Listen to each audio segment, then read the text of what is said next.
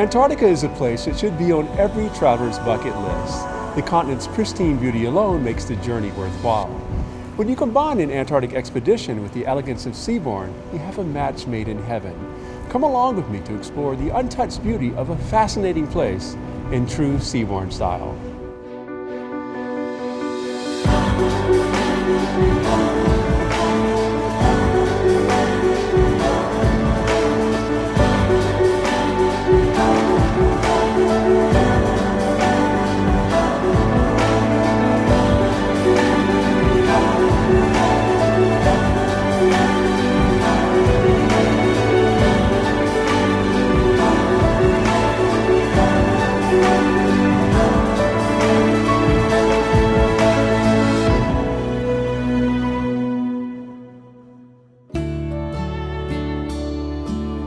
One of the first things you need to know when you're cruising to Antarctica on Seabourn is that you'll be in extremely capable hands.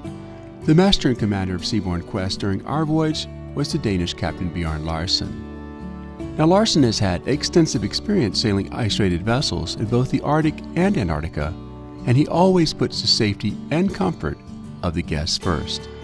The captain has to contend with ice, with wind, and that wide stretch of water known as the Drake Passage. The Drake Passage can be bumpy, but as I learned from expedition team leader Robin West, Seabourn looks for windows of opportunity to cross when the Drake Passage is relatively flat. On many crossings, in fact, they refer to it as Drake's Lake because the water is so calm. To experience the majesty of Antarctica is worth any effort required. Having crossed the Drake Passage 4 times now, I would go back no matter what. Antarctica changes you in ways that you cannot imagine.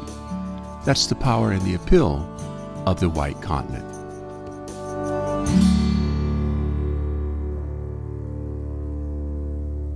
My name is Robin West. I work for Seabourn as Manager of Expedition Operations and Planning. I've been coming to Antarctica for the last 12 years on various ships, various companies. For me, it's simple. I think it's probably the greatest destination on the planet. What's special about Antarctica really is the fact that it is so bold. It's as close to being on another planet as most people are ever going to come. It doesn't matter how many photos you've seen, how many documentaries you've seen. It's never going to really speak to you the way it would if you see it yourself. An average day in Antarctica, Seabourn Quest spends 6 days down in Antarctica, which, to be honest, is probably a day longer than most other companies spend down in Antarctica that are doing the traditional runs out of Ushuaia. So we spend 6 days down in Antarctica, and an average day, we vary the day between a Zodiac landing or an actual Zodiac tour, depending on the conditions. And guests disembark the vessel, they come ashore, they spend about 90 minutes on the shore side.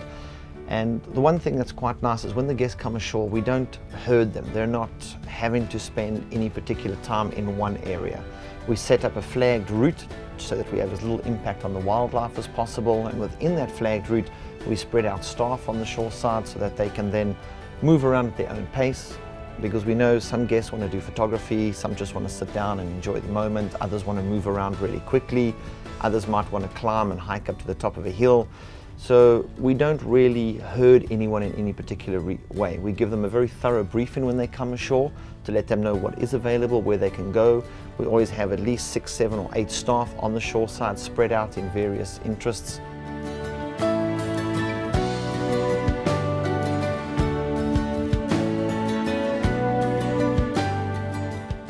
The penguins have so much personality. You can sit there and laugh the entire time at what they're doing. It's hard to leave most landings for a lot of people. You have to pull them away.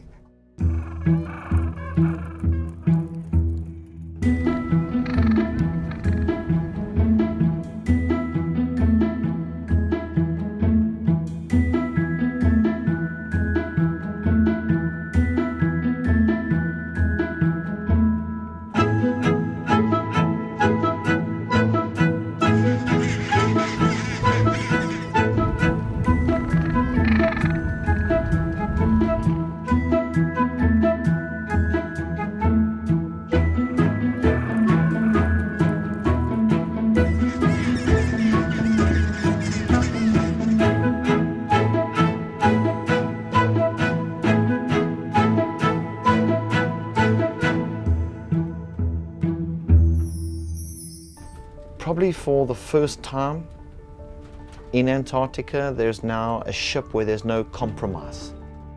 The average age of an average expedition ship going to Antarctica is about 30 years. You know, the Seabourn Quest is a relatively new ship. We're maybe 3.5 years in age. But there is a market of people who don't want to have a compromise when going down to Antarctica. Yes, they want to see Antarctica. They want to go ashore, they want to go on Zodiac tours, they want to have the academic program. I think Seabourn is filling a little bit of a gap that is offering a very good expedition program down in Antarctica in terms of what the guests see, in terms of what they experience, but there's no compromise in terms of the luxury aspect of being on board the vessel. The way I would describe Antarctica to people around me is a place that is like no other, that truly is. And it doesn't matter how many times you've come, we're so fortunate to be here. We're all still in awe.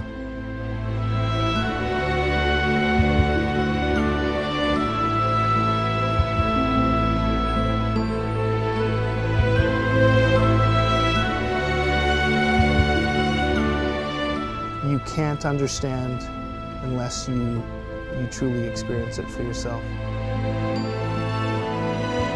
With snow-covered mountains framing its vast and beautiful landscape, with towering glaciers soaring above the continent's cold but serene sea, and with those funny Charlie Chaplin-esque creatures that appear to be clad in tuxedos, Antarctica is a place that humbles and excites.